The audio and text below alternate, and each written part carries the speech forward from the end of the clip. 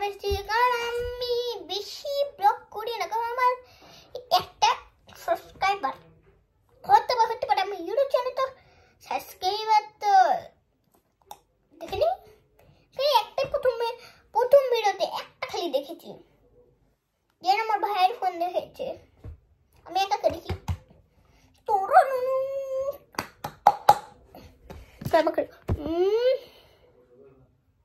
গাছের তলায়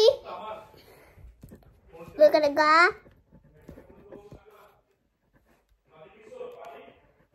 তলায়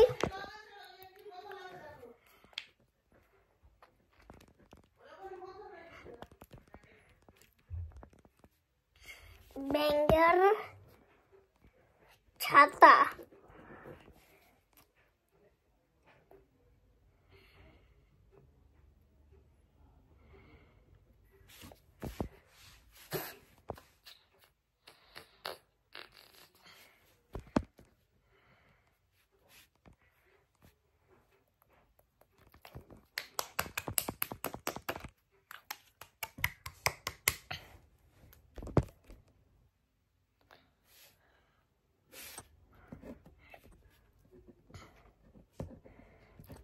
জগ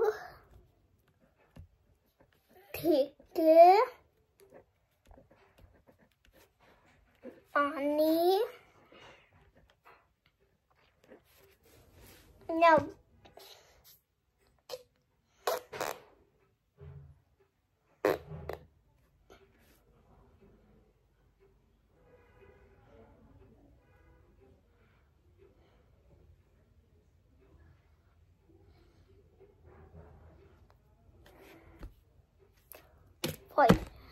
আবার